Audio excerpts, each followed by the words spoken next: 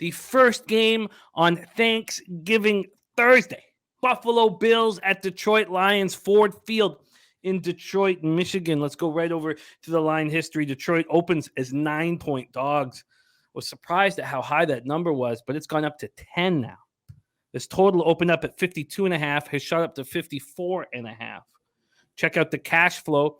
They've still, even at this number, Sports Insight's given slight line value to the Buffalo Bills.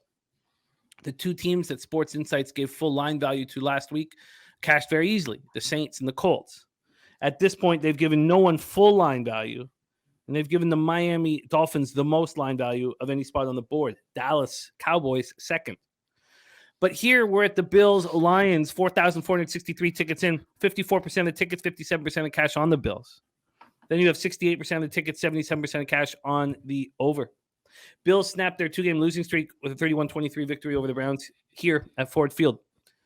The interesting thing that Birdie brought up for us was they did not stay in Detroit. That surprised me. Yeah. They went back to Buffalo after the game. That really surprised me. It's not that far, but it's like 3 days. Just stay there. Yeah, I was also surprised. I was surprised by it. The Bills scored a second-half touchdown for the first time in 4 games. They started slowly. They didn't get a first down until halfway through the second quarter. At one point, they'd been outgained 181-12 while trailing 10-3 to these Browns. Josh Allen, 18-27 for 197 yards, 1 touchdown, no picks. He had thrown 6 of his NFL-high 10 interceptions over the previous 3 games. Dawson Knox led receivers with 7 catches for 70 yards. Gabe Davis, 5 for 68. Stephon Diggs had a quiet afternoon. 4 catches for 48 yards, but he did catch Allen's lone TD pass. The running game was strong, very strong. Devin Singletary had 18 carries for 86 yards, also caught 2 passes for 11 yards, and James Cook ran 11 times for 86 yards. Matt Milano was exceptional. All over the field, 12 tackles, 3 for a loss, 1 sack, 1 fumble recovery. That was the Bills' lone sack. They did hit Brissett 5 times. Poyer returned from injury and looked strong. Nyheim Hines added a spark to the Bills' special teams, returned 2 punts for 37, returned 3 kickoffs for 76. Tyler Bass made all 6 of his field goals, tying his career high, and it matched Christie's team record, set in 96. AJ Epinesa was hurt during the game. He is unlikely to play this week.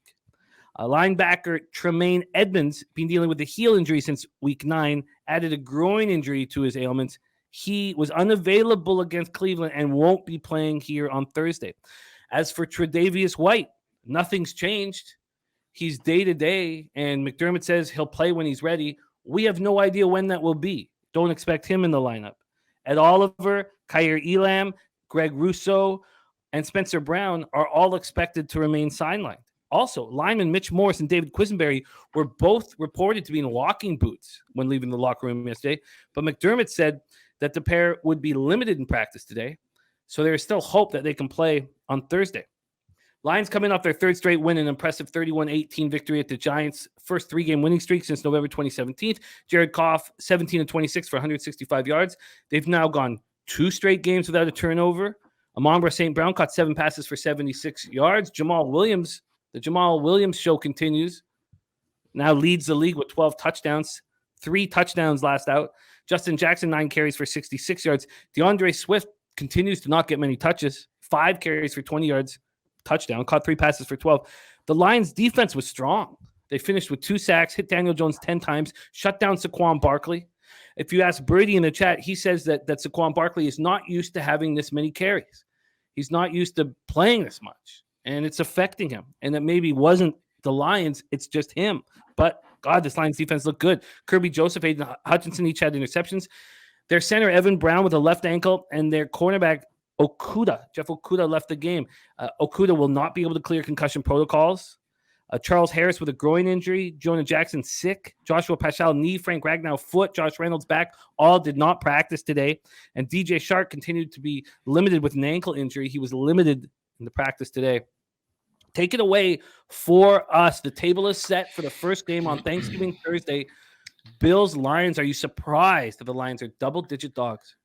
No, and a big narrative around last week was just, that floated around how good Josh Allen was in domes traditionally.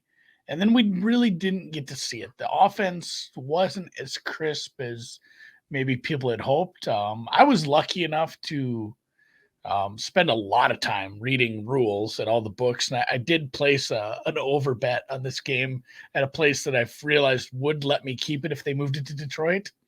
So I was happy to sweat that out all game, but I was pissed at how many field goals they were attempting, and the offense wasn't super crisp.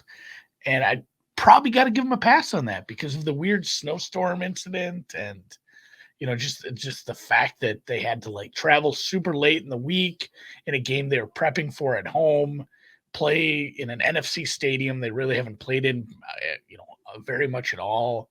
So it was kind of a weird week for them. So I'll give them a pass. I think the offense will look a lot more crisp. Josh Allen indoors should be able to put up some numbers here.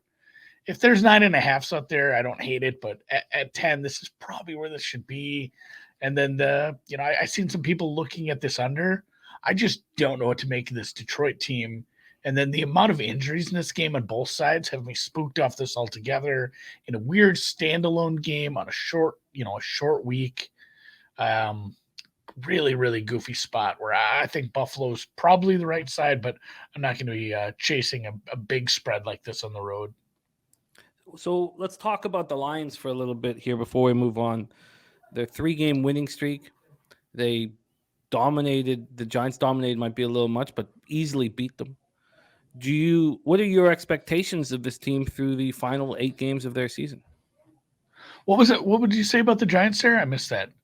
Just that the Lions dominate. I said dominated might be a little much, but it was just a very victory. I don't think it is too much. Like that was a bad game by the Giants, and Detroit did step up. That said, start comparing the passing game just at the quarterback level, at the wide receiver level between the Giants and the Bills, and it's a big, big step up. And like you said, with Okudah out, this isn't a really good matchup for this Detroit defense, even at home. They could be giving up big chunk plays to basically everybody on the outside, even some, with the running backs getting some receiving yards out of the backfield. So this is a bad matchup for Detroit defensively.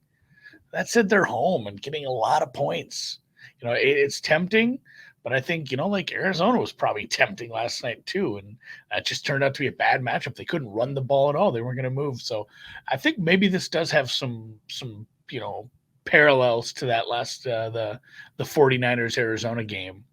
Or it's like, well, if one offense is going to be able to match up well and do what they want, are we really wanting to take 10 points even with a home team because it's a bad team, the bad quarterback? And yes, Goff is better than Colt McCoy, but yeah, I have no interest chasing points with Detroit or laying a huge number on the road here. Is there anything that you would be looking for live? Because the way I see this, like Detroit. I talked about this with someone earlier. I said like a Detroit team total over in the second half. They're a frisky team from behind. Like they're absolutely liable to put up some garbage yards, especially at home on a holiday like this. If they get down big, I'll look for Detroit to throw a couple in the back door. But I mean, it'll be something to watch. The Bills can absolutely take the foot off the gas if they want to and do another. They did this early in the season just because the games got out of hand. But now with Josh Allen a little bit dinged up in the elbow, if you're up big, there's a million more reasons to throw Case Keenum in the fourth quarter if you're up by 4 scores. So Detroit in the second half, Detroit in the fourth quarter, maybe some things to keep an eye on if you're betting this one live. Which we will be doing right here. Oh, yeah. On Pub Sports Radio.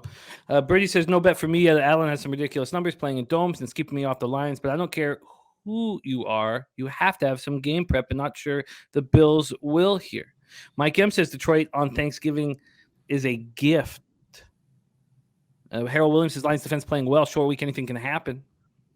Birdie saying last angle here for the Lions. Coach and quarterback are playing for their jobs. Both well liked and good showing here will go a long way in saving their jobs.